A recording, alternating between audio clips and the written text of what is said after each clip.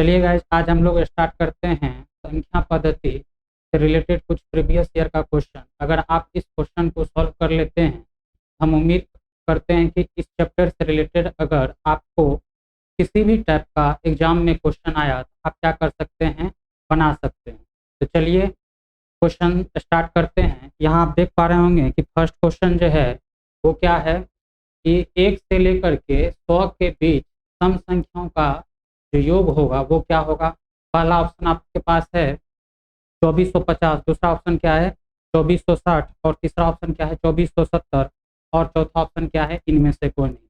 आपके पास 5 सेकंड का टाइम है। अगर आप इनमें से किन्हीं बच्चों को इस टाइप के प्रॉब्लम को सॉल्व करना आता है तो आप क्या कर सकते हैं, सॉल्व करके इस सॉल्व करने के बाद जो आंसर आएगा आप हमारे कमेंट में क्या कर सकते हैं, पिन कर सकते हैं, ताकि इस टाइप का क्वेश्चन अगर आपके एग्जाम में आए तो उससे पहले हम क्या कर ले, प्रैक्टिस कर ले।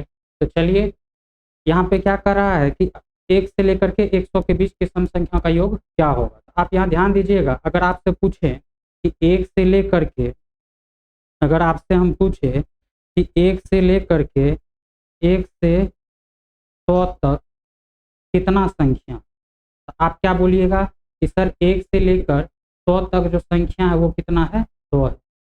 अगर आपसे हम पूछे 1 से 100 के बीच कितना संख्या, 1 से 100 के बीच, एक और 100 के बीच कितना संख्या है, इसका मतलब क्या है कि ना 1 को कंसीडर करना है, 100 को कंसीडर करना है। तो टोटल कितना हो गया, 98।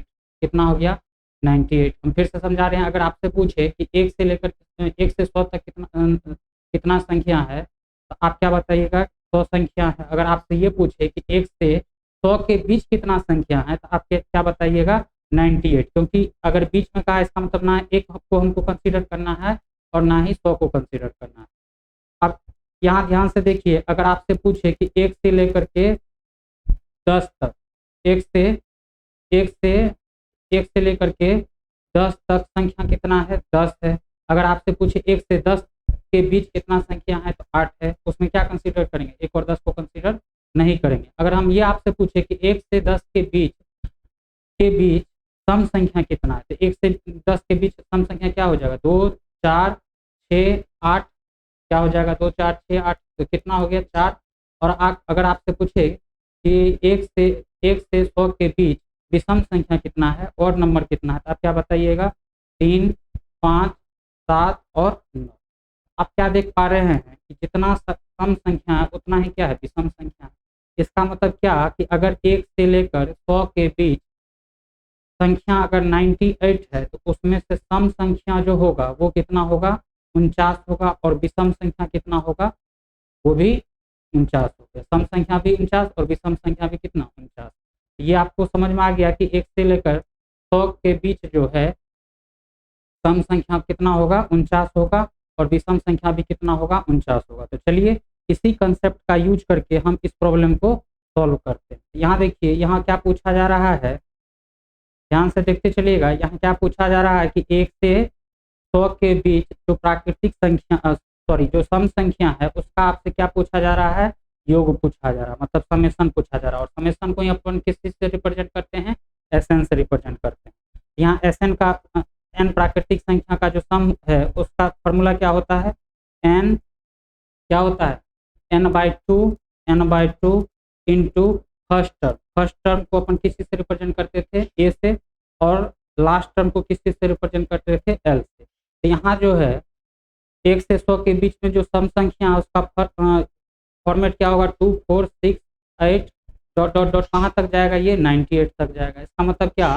कि लास्ट संख्या जो है वो क्या है, 98 है, और फर्स्ट संख्या क्या है, 2 है। और इसमें नंबर ऑफ टर्म्स कितना है, नंबर ऑफ टर्म्स 49 है। कितना है, 49 है। अब अगर इसको सॉल्व करते हैं क्या हो जाएगा, 49/2।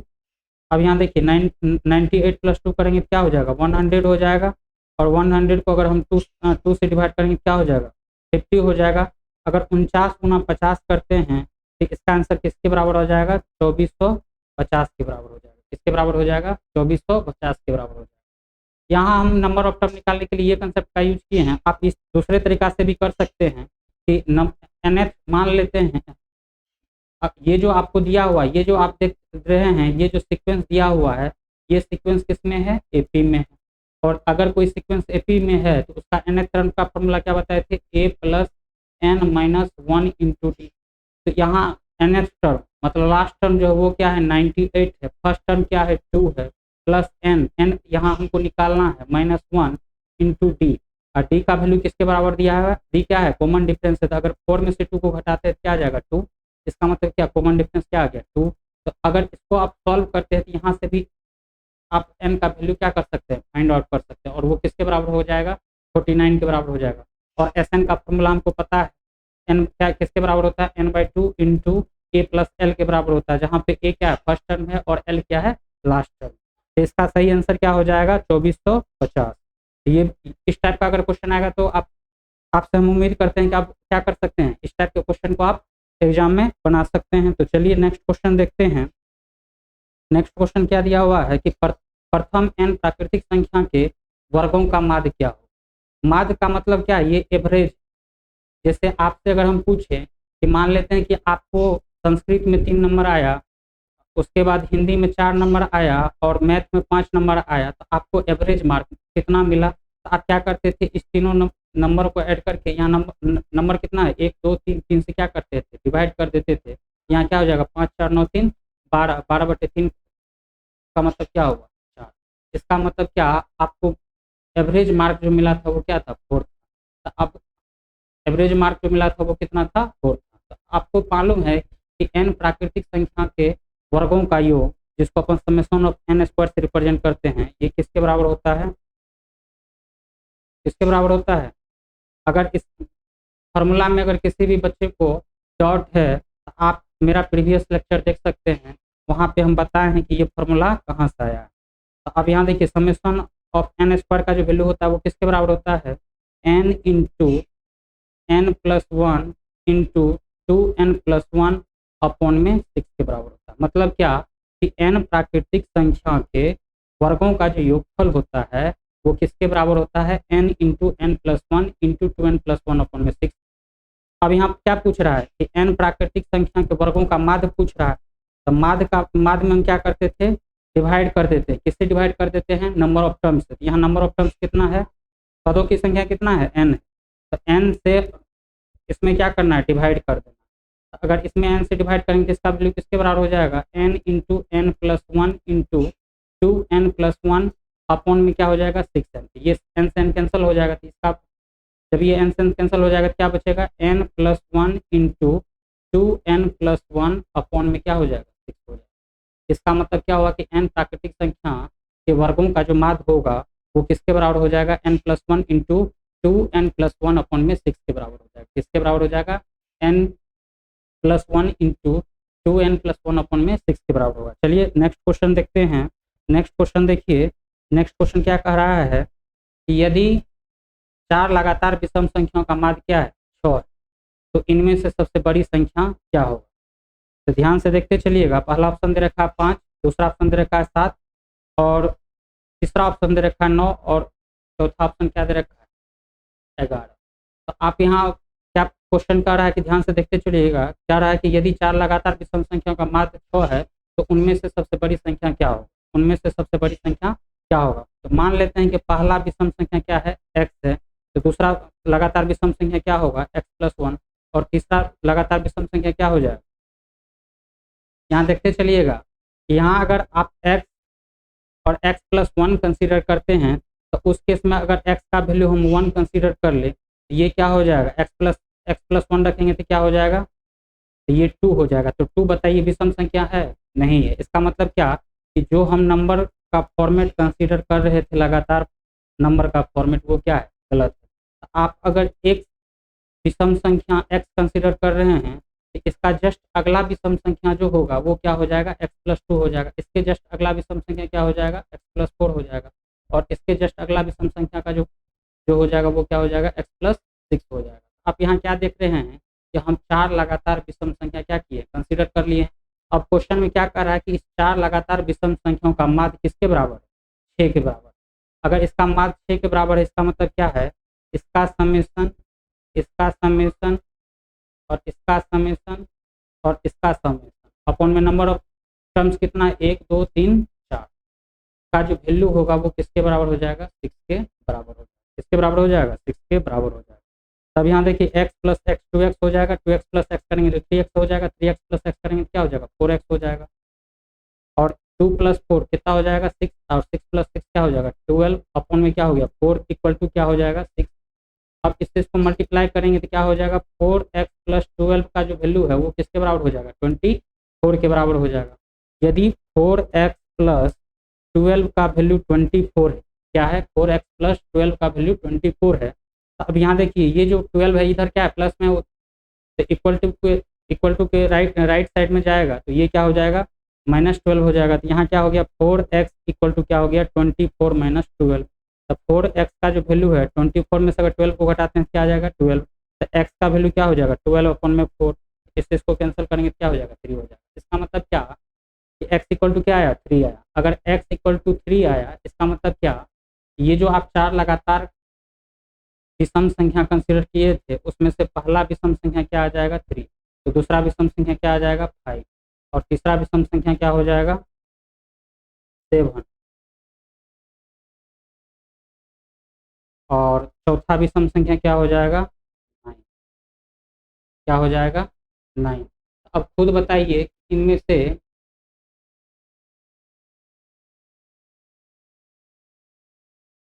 ध्यान से देखते चलिएगा, यहाँ इसका मतलब क्या हुआ कि इसमें सबसे बड़ी विषम संख्या जो होगा, आप देखिए 3 5 7 और 9 में कौन सबसे बड़ा है, 9 बड़ा है। इसका मतलब क्या है, इसका आंसर क्या हो जाएगा सी हो जाएगा, क्योंकि क्वेश्चन में क्या पूछा जा रहा है कि इन विषम संख्याओं में से सबसे बड़ा विषम संख्या कौन सा है। तो आप बताइए 3 5 7 और 9 में कौन सबसे बड़ा है, तो 9 बड़ा है, इसका मतलब इसका आंसर क्या हो जाएगा 9 हो जाएगा। अब नेक्स्ट हम क्वेश्चन देखते हैं।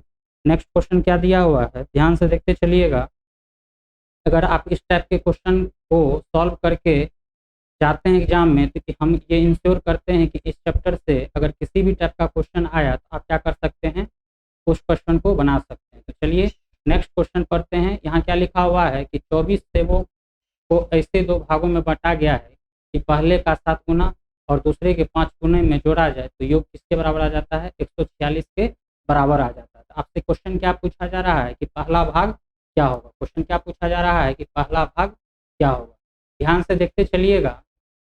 अगर हम बोले आपसे एक क्वेश्चन पूछ रहे हैं, आप ध्यान से समझते चलिएगा। अगर हम बोले कि मेरे पास क्या है 14 मैंगो है, इसमें से पहले भाग वाले आदमी को हम क्या किए हैं 10 मैंगो दे दिए, तो दूसरे अगर दूसरा आदमी को देना है या दूसरे भाग वाले आदमी को देना है तो उस केस में अगर इसको 10 दिए हैं, इसका मतलब क्या, अब हमारे पास में कितना मैंगो बचा होगा, 4 बचा होगा। इसका मतलब क्या, दूसरे भाग को हम कितना दे सकते हैं, 4 दे सकते हैं। हम यहाँ क्या किए हैं कि अगर पहले भाग को अगर हम 10 कंसीडर कर लिए हैं तो दूसरा भाग निकालना है तो हम क्या किए, इसमें से इसको घटा दिए, मतलब 14 में से 10 को घटा दिए, तो दूसरे भाग क्या होगा ये हमको पता चल गया। तो यहाँ ध्यान से देखते चलिएगा। क्वेश्चन में क्या दिया है कि 24 सेवों को इस तरह से बांटा गया है कि पहले का 7 गुना दूसरे के 5 गुना के बराबर। हम मान लेते हैं कि पहला भाग जो है सेब का वो किसके बराबर है, x के बराबर। इसका मतलब पहला भाग वाले आदमी को कितना सेब मिला होगा, x मिला होगा। तो अगर पहला भाग वाले को x सेब मिला है तो दूसरा भाग वाले आदमी को कितना सेब मिला होगा, तो 24 माइनस एक्स, कितना मिला होगा 24 माइनस एक्स।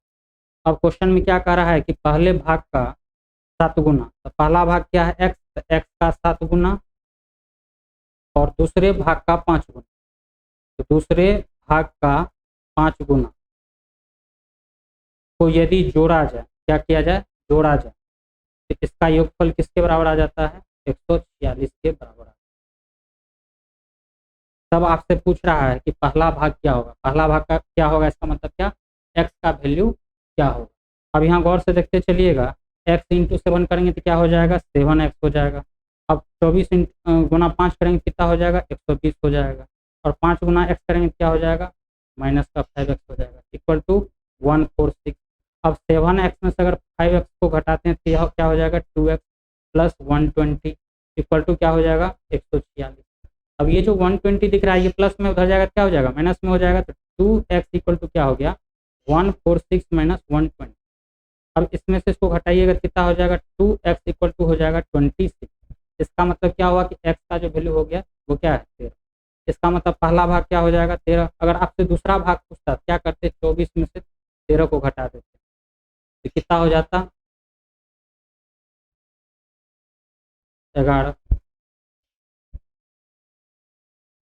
समझ में आ गया। इसका मतलब क्या हुआ कि पहले भाग वाले आदमी को कितना मिला होगा 13 और दूसरे भाग वाले आदमी को कितना मिला होगा 11। कितना मिला होगा 11। हम यहाँ क्या देख पा रहे हैं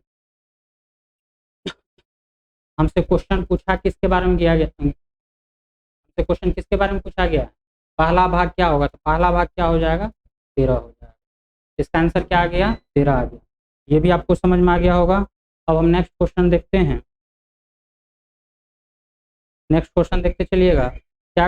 नेक्स्ट क्वेश्चन अभी हम बता चुके हैं, यही क्वेश्चन फिर से प्रिंट हो गया है।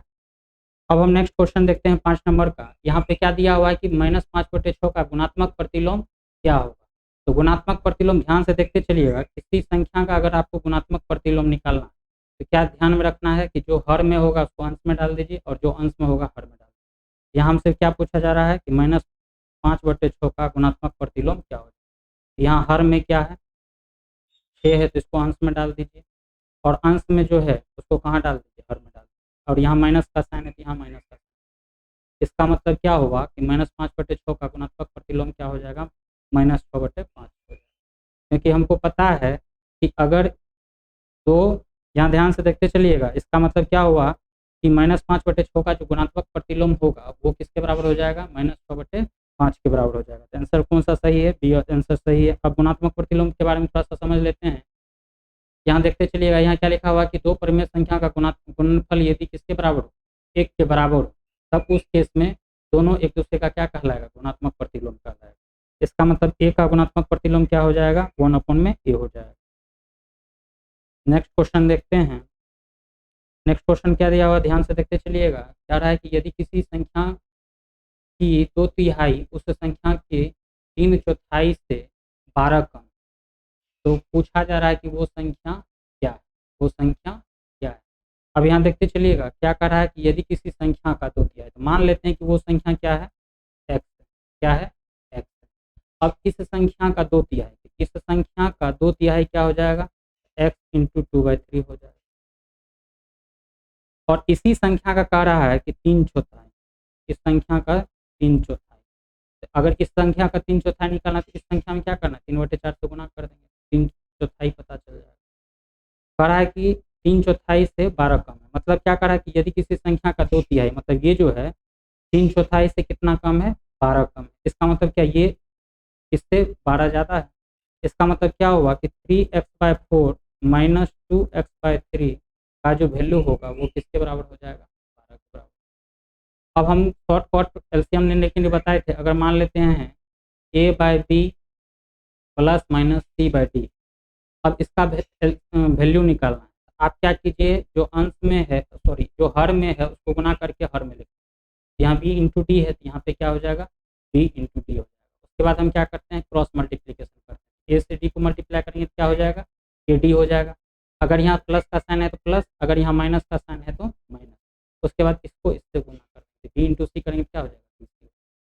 अब अगर इसका हमको हल निकालना है तो आप क्या कीजिए जो हर में है उसको क्या कीजिए मल्टीप्लाई करके हर में लिख लेंगे। 4 गुना 3 करेंगे क्या हो जाएगा 12। अब 3x में अगर 3 से मल्टीप्लाई करेंगे क्या हो जाएगा 9x। यहाँ माइनस का साइन है तो माइनस। अब 4 गुना 2x करेंगे क्या हो जाएगा 8x इक्वल टू क्या हो जाएगा 12। अब 9x में से अगर 8x को घटाते हैं तो क्या आ जाएगा x/12 इक्वल टू क्या हो गया 12। तो x का वैल्यू क्या हो जाएगा 12 गुना 12। तो 12 गुना 12 को क्या लिख सकते हैं 12 का स्क्वायर। और 12 का स्क्वायर का वैल्यू किसके बराबर होता है 144। इसका मतलब क्या वो संख्या क्या हो जाएगा 144। ये भी आपको क्लियर हो गया होगा। यदि किसी संख्या का 2/3 उस संख्या की 3/4 से 12 कम है तो वो संख्या क्या है 144। अब हम नेक्स्ट देखते हैं ध्यान से देखते चलिएगा। नेक्स्ट क्वेश्चन देखिए क्या कह रहा है। कह रहा है कि यदि x कोई पूर्णांक है तो कह रहा है कि x का क्या मान ले ताकि इस एक्सप्रेशन को क्या कर जाए, सेटिस्फाइड कर जाए। अब यहाँ ध्यान से देखते चलिएगा।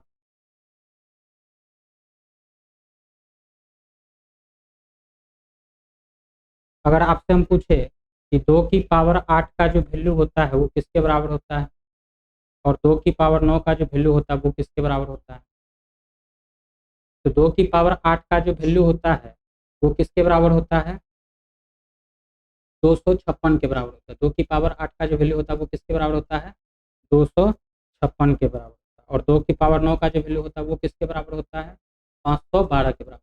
किसके बराबर होता है, 512 के बराबर।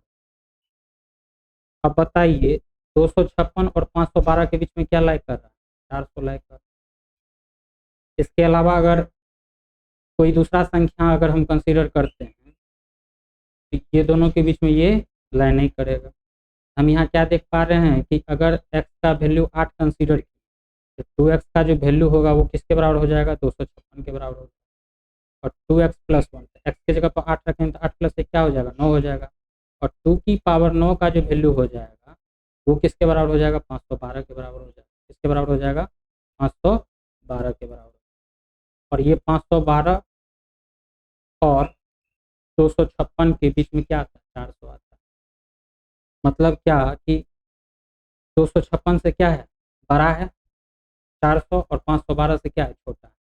हम क्या देख पा रहे हैं कि यदि हम x का वैल्यू 8 कंसीडर किए तब उस केस में ये एक्सप्रेशन को क्या किया, सेटिस्फाइड कर गया। ये एक्सप्रेशन क्या हो गया, सेटिस्फाइड हो गया। हम क्या कह सकते हैं कि यहाँ जो x का जो वैल्यू होगा वो किसके बराबर हो जाएगा, 8 के बराबर हो जाएगा। हम नेक्स्ट क्वेश्चन देखते हैं, ध्यान से देखते चलिएगा। क्या कह रहा है कि दो संख्या का योग किसके बराबर है, 9 और उनके व्युत्क्रमों का योग किसके बराबर है, 1/2। तो पूछा जा रहा है कि वो संख्या क्या होगा। ध्यान से देखते चलिएगा। यहाँ क्वेश्चन क्या दे रखा है कि मान लेते हैं कि एक संख्या x है और दूसरा संख्या y है। अगर आप इस टाइप से कंसीडर करते हैं तो नंबर ऑफ वेरिएबल क्या हो जाएगा, 2 हो जाएगा। अगर नंबर ऑफ वेरिएबल 2 हो जाएगा तो इस प्रॉब्लम को सॉल्व करने में टाइम भी ज़्यादा लग जाएगा। इससे बचने के लिए हम क्या करते हैं, इससे बचने के लिए हम क्या कर रहे हैं कि हम एक ही वेरिएबल का यूज करके इस क्वेश्चन को सॉल्व करें। ध्यान से देखते चलिएगा। हम क्या कर रहे हैं कि दो संख्या का योग अगर 9 है तो हम पहला संख्या क्या मान लेते हैं, x मान लेते हैं। अगर पहला संख्या x है तो दूसरा संख्या जो होगा वो क्या हो जाएगा, 9 माइनस एक्स हो जाएगा। क्या हो जाएगा, 9 माइनस एक्स हो जाएगा। क्यों, क्योंकि इस दोनों संख्या का योग किसके बराबर है, 9 के बराबर है। अब क्या कह रहा है क्वेश्चन में कि यदि उनके व्युत्क्रमों का योग 1/2 हो जाए। अब बताइए पहला संख्या x है तो पहला संख्या का व्युत्क्रम हो जाएगा वो क्या हो जाएगा, 1/x हो जाएगा। मतलब व्युत्क्रम का मतलब क्या हो गया, रेसिप्रोकल। रेसिप्रोकल का मतलब क्या हो, उल्टा। उल्टा का मतलब क्या हो, जो हर में था वो अंश में चला जाएगा, जो अंश में है वो कहाँ चला जाएगा, हर में चला जाएगा। और 9 माइनस एक्स का जो रेसिप्रोकल हो जाएगा वो क्या हो जाएगा, 1/9 माइनस एक्स। इसका वैल्यू क्वेश्चन में क्या दे रखा है, 1/2 के बराबर। अब बताइए इसको अगर सॉल्व करना है तो इस दोनों को क्या करना है, मल्टीप्लाई करके हर में लिख लेंगे। और इससे इसको मल्टीप्लाई करेंगे तो 1 इंटू 9 माइनस एक्स करेंगे क्या हो जाएगा, 9 minus x, plus x into 1 करेंगे क्या हो जाएगा, एक्स इक्वल टू क्या हो जाएगा, 1/2। ये इससे ये क्या हो जाएगा, कैंसिल हो जाएगा। तो ऊपर में क्या बच रहा है, 9 बच रहा है। 9/में x into 9 minus x equal to क्या हो गया, 1/2। अब इस क्रॉस मल्टीप्लिकेशन करेंगे, इससे इसको और इससे इसको होती, ये क्या हो गया, x into 9 minus x equal to 18। अब इससे इसको मल्टीप्लाई करेंगे क्या हो जाएगा, 9x। और इससे इसको मल्टीप्लाई करेंगे क्या हो जाएगा, माइनस का एक्स स्क्वायर इक्वल टू क्या हो जाएगा, 50। अब हम क्या करें, इधर जो भी टर्म उसको हम राइट साइड में ट्रांसफर कर, ये माइनस में तो उधर जाएगा प्लस में, और ये प्लस में तो उधर जाएगा क्या हो जाएगा, माइनस में। यहाँ क्या दिखा, एक्स स्क्वायर माइनस का 9x और प्लस का 80 इक्वल टू क्या हो जाएगा, 0 हो जाएगा। अब ये जो आपको दिख रहा है ये क्या है, द्विघात समीकरण। और द्विघात समीकरण को हम ये उम्मीद करते हैं कि आपको हल करने के लिए आता होगा। तो यहाँ जो है इसको अगर हल करेंगे तो किसके बराबर आ जाएगा? इस 9x को क्या लिख सकते हैं, देखते चलिएगा, x square minus 6x minus 3x लिख सकते हैं, प्लस का 18 इक्वल टू क्या हो जाएगा 0। अब इसमें से क्या कॉमन ले सकते हैं x, तो ये क्या हो जाएगा x माइनस 6, और इस दोनों में से क्या कॉमन ले सकते हैं माइनस का 3, तो यहाँ क्या हो जाएगा x माइनस 6 इक्वल टू क्या हो जाएगा 0। यहाँ देखिए यहाँ भी x माइनस 6 दिख रहा है और यहाँ भी x माइनस 6 दिख रहा है, क्या हो जाएगा x minus 6 into x minus 3 equal to क्या हो जाएगा 0। इसका मतलब ये हुआ कि x minus 6 into x minus 3 का वैल्यू अगर 0 के बराबर, या तो x माइनस 6 0 के बराबर होगा, या x माइनस 3, या तो x माइनस 6 0 के बराबर होगा, या x माइनस 3 0 के बराबर होगा। अगर x माइनस 6 0 के बराबर हुआ तो उस केस में x का जो वैल्यू आएगा 6, और यदि x माइनस 3 का वैल्यू 0 के बराबर हुआ तो उस केस में x का वैल्यू क्या आ जाएगा? हम यहाँ क्या देख पा रहे हैं, वो संख्या क्या हो जाएगा 3 और 6, क्या हो जाएगा 3 और। तो यहाँ से हमको पता चल गया कि यदि दो संख्या का योग 9 है और उनके व्युत्क्रमों का ये योग 1/2 के बराबर है, तो वो संख्या क्या हो सकता है 3 और 6 हो सकता है। ये भी आपको क्लियर हो गया होगा। अब हम नेक्स्ट क्वेश्चन देखते हैं।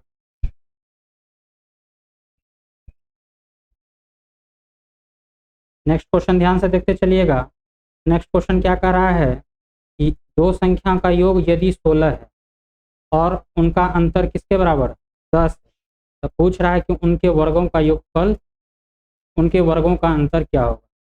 ध्यान से देखते चलिएगा क्या कह रहा है कि दो संख्या का योग 16 है, तो मान लेते हैं कि पहला संख्या x है और दूसरा संख्या क्या है y, तो इस दोनों का योग क्वेश्चन के हिसाब से किसके बराबर दे रखा है 16 के बराबर, और इस दोनों का अंतर, इस दोनों नंबर का अंतर जो दे रखा है वो किसके बराबर दे रखा है 10 के बराबर।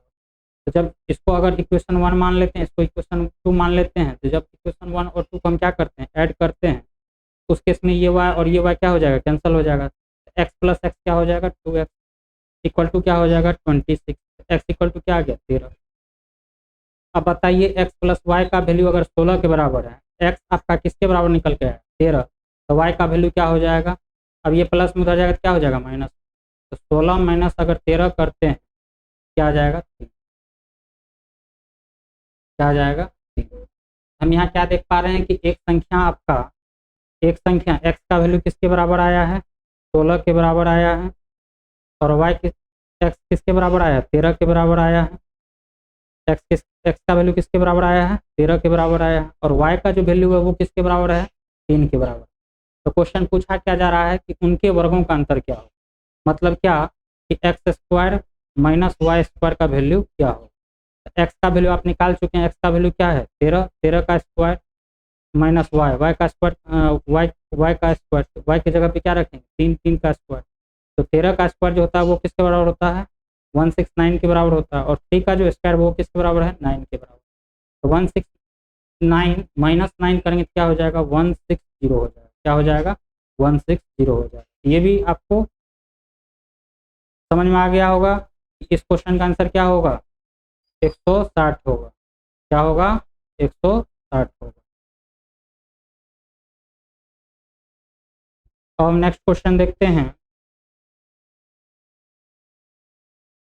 नेक्स्ट क्वेश्चन देखते चलिएगा क्या दे रखा है, कह रहा है कि यदि किसी संख्या के 7/8 और उसके दोगुने के बीच का अंतर, यहाँ बीच नहीं होगा बीच होगा, क्या होगा बीच का अंतर यदि 72 के बराबर है, तो पूछा जा रहा है कि वो संख्या क्या है। हम मान लेते हैं कि वो संख्या क्या है x, और उस संख्या का 7/8, इस संख्या का 7/8 क्या हो जाएगा x इंटू 7/8 हो जाएगा, क्या हो जाएगा x इंटू 7/8 हो जाएगा। और इसी संख्या का दोगुना, x का दोगुना क्या हो जाएगा 2x हो जाएगा, के बीच का जो अंतर दे रखा है, मतलब 2x और x इंटू 7/8 का जो अंतर दे रखा है वो किसके बराबर है 72 के बराबर है। आपसे पूछा जा रहा है कि वो संख्या क्या, आप संख्या क्या कंसीडर किए x कंसीडर किए हैं, इसका मतलब क्या है कि आपसे x का वैल्यू पूछा जा रहा है। यहाँ देखते चलिएगा ये हो गया 2x -7x/8, यहाँ कुछ नहीं है तो क्या है 1 है, इक्वल टू क्या हो गया 72। अब इसको अगर सॉल्व करना है तो इस दोनों को गुना करके कहाँ लिख लेना, हर में। 8 इंटू 2 करेंगे क्या हो जाएगा 60x, और माइनस 1 इंटू 7x करेंगे तो क्या हो जाएगा, 1 इंटू 7x करेंगे तो क्या हो जाएगा 7x, इक्वल टू क्या हो गया 72। अब 16x में से अगर 7x को घटाएंगे तो क्या आ जाएगा 9x। तो 9x/8 का जो वैल्यू है वो किसके बराबर है 72 के बराबर। x का जो वैल्यू होगा वो किसके बराबर हो जाएगा 72 इंटू 8/9। अब बताइए ये संख्या कटने वाला है, ये कितना टाइम्स में कट जाएगा, 8 टाइम्स में कट जाएगा। 8 इंटू 8 क्या हो जाएगा 64, तो वो संख्या क्या हो जाएगा 64, इसका आंसर क्या हो जाएगा 64। ये भी आपको क्लियर हो गया होगा। अब ध्यान से देखते चलिएगा, नेक्स्ट क्वेश्चन जो है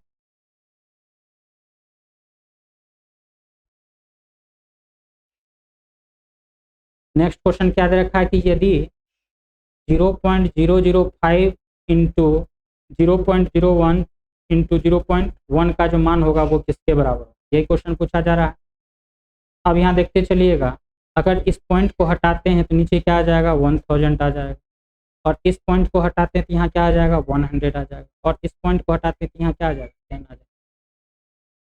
अब बताइए कि ये इस 10 से ये 10 क्या हो जाएगा कैंसिल हो जाएगा, तो बचा क्या, ऊपर में क्या बच रहा है 5 गुना 1, तो ऊपर में बच रहा है 5, और नीचे में एक एक पे कितना जीरो हो जाएगा 3 + 2 5।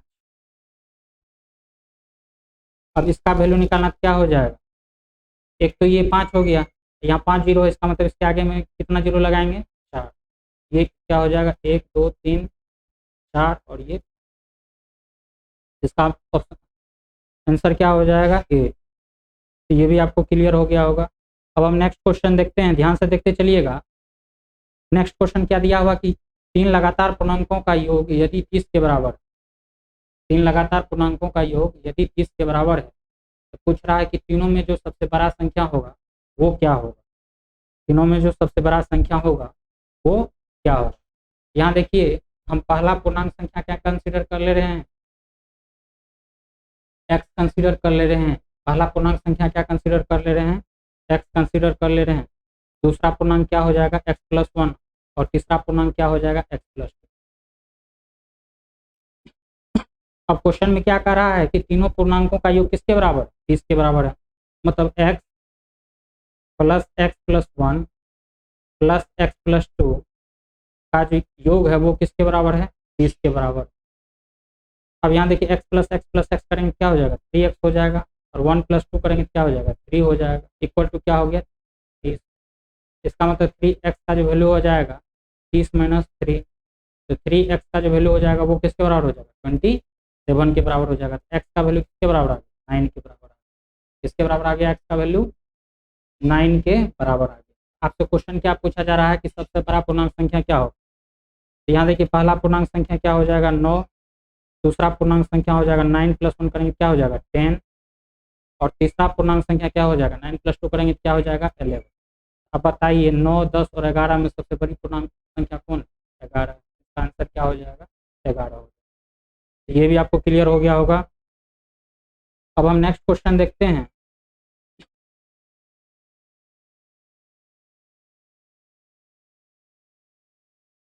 कह रहा है कि कोई संख्या अपने वर्गमूल के होने से 2 कम है, निम्नलिखित कोई संख्या अपने वर्गमूल से, तो मान लेते हैं कि अगर कोई संख्या x है तो इसका जो वर्गमूल होगा वो क्या हो जाएगा √2x हो जाएगा। कह रहा है कि कोई संख्या अपने वर्गमूल से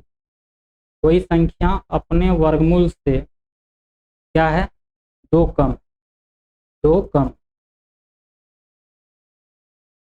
कोई संख्या अपने वर्गमूल के, यहाँ देखिए ध्यान में देखिएगा, यहाँ होना चाहिए क्या कोई संख्या अपने वर्गमूल के 7/4 गुना से 2 कम है।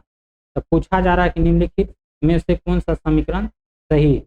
हम यहाँ हम अभी क्या बताएं कि अगर कोई संख्या x है तो इस संख्या का वर्गमूल जो हो जाएगा वो किसके बराबर हो जाएगा √x के बराबर हो जाएगा। अब क्वेश्चन पढ़िए, यहाँ क्या कह रहा है कि कोई संख्या अपने वर्गमूल से, कोई संख्या अपने वर्गमूल के 7/4 से 2 कम, क्या है 2 कम। इसका मतलब क्या, अगर इसमें से 2 घटा देते हैं तो ये दोनों आपस में क्या हो जाएगा, बराबर हो जाएगा। तो अब यहाँ देखते चलिएगा, कह रहा है कि x-2 का वैल्यू यदि √x इंटू 7/4 के बराबर हुआ, x का जो वैल्यू हो जाएगा वो किसके बराबर हो जाएगा, यहाँ माइनस में उधर जाएगा, 2 कम है, इसका मतलब क्या है, यहाँ प्लस हो जाएगा। ध्यान रहे, क्या कह रहा है कि कोई संख्या अपने वर्गमूल के 7/4 गुने से 2 कम, इसका मतलब क्या, तो अगर इसमें 2 ऐड कर देंगे तो ये दोनों आपस में क्या हो जाएगा, बराबर हो जाएगा।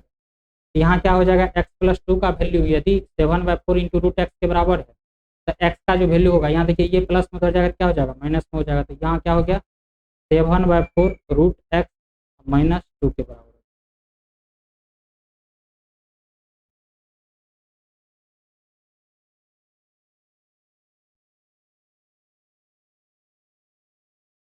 क्लियर हो गया। अब हम नेक्स्ट क्वेश्चन देखते हैं।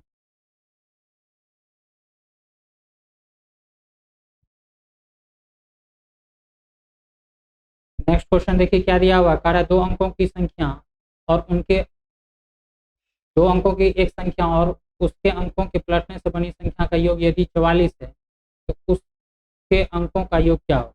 हम बताए थे, मान लेते हैं कि 2 अंकों की संख्या है जिसके इकाई स्थान पे क्या है, ध्यान से सुनते चलिएगा, ये हम थ्योरी भी बता चुके हैं। जिसको थोड़ा सा भी दिक्कत है वो आप क्या कर सकते हैं, आप मेरा पिछला वीडियो देखिए, ताकि इस क्वेश्चन में जो भी थ्योरी यूज किया गया है आपको क्या आ जाए, समझ में आ जाए। तो चलिए यहाँ हम मान लेते हैं कि किसी संख्या का इकाई अंक क्या है, y, क्या है, y, और दाहिनी का अंक जो है वो क्या है, x। वो जो संख्या होगा वो संख्या क्या हो जाएगा, हम अभी क्या बताए, किसी संख्या का अगर इकाई अंक y है और दाहिनी अंक x है, वो जो संख्या हो जाएगा वो क्या हो जाएगा, 10x + y के बराबर। और उस संख्या के अंकों का योग, उस संख्या के अंकों का जो योग होगा वो किसके बराबर हो जाएगा, अंकों का योग जो होगा वो किसके बराबर हो जाएगा, x + y के बराबर। और अंकों का अंतर क्या हो जाएगा, अंकों का अंतर जो है वो किसके बराबर हो जाएगा, x - y के बराबर। अब चलिए हम क्वेश्चन देखते हैं, क्या कर रहा है, 2 अंकों की एक संख्या है, मान लेते हैं कि 2 अंकों की संख्या क्या है, 10x + y, 10x + y, और उसके अंकों के पलटने से, अगर इसके अंक को पलट देने का मतलब क्या हुआ कि जो दाहिनी का अंक था वो क्या हो गया, इकाई का अंक, और जो इकाई का अंक है वो क्या हो जाएगा, दाहिनी का अंक। तो उस केस में जो संख्या होगा वो किसके बराबर हो जाएगा, 10y + x के बराबर। कहा है कि इस दोनों का जो योग है, इसका और इसका जो योग है वो किसके बराबर है, 44 के बराबर। तो पूछ रहा है कि उसके अंकों का योग क्या होगा, उसके अंकों का योग क्या होगा। हम क्या करते हैं, सबसे पहले इस दोनों को क्या करते हैं, सॉल्व कर लेते हैं, और सॉल्व करके हम क्या करेंगे, उसके अंकों का योगफल फाइंड आउट कर लेंगे। इसका मतलब क्या कि ये एक्चुअल में पूछ क्या रहा है कि x + y का वैल्यू क्या होगा, क्योंकि अंक इसमें क्या है, 2 ही है, या तो x है या तो y है। इस दोनों अंकों का योगफल पूछ रहा है, मतलब क्या, x + y का वैल्यू क्या होगा, ये आपसे पूछ रहा है। क्वेश्चन में क्या दे रखा है कि 10x + y plus 10y plus का x का जो वैल्यू है वो किसके बराबर है, 44 के बराबर। किसके बराबर है, 44 के बराबर। यहाँ देखिए 10x + x क्या हो जाएगा, 11x हो जाएगा, और y और 10y क्या हो जाएगा, 11y हो जाएगा, इक्वल टू क्या हो गया, 44। 11 यहाँ भी दिख रहा है, 11 यहाँ भी दिख रहा है, तो हम क्या कर सकते हैं, 11 को कॉमन ले लेंगे, यहाँ क्या हो जाएगा, x + y इक्वल टू क्या हो जाएगा, 44। x + y का वैल्यू क्या हो जाएगा, 44/11। इससे ये कैंसिल करके क्या बचा, 4।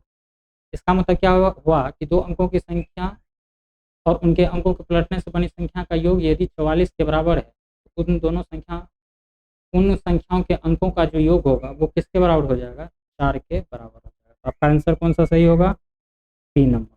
तो चलिए हम नेक्स्ट क्वेश्चन देखते हैं।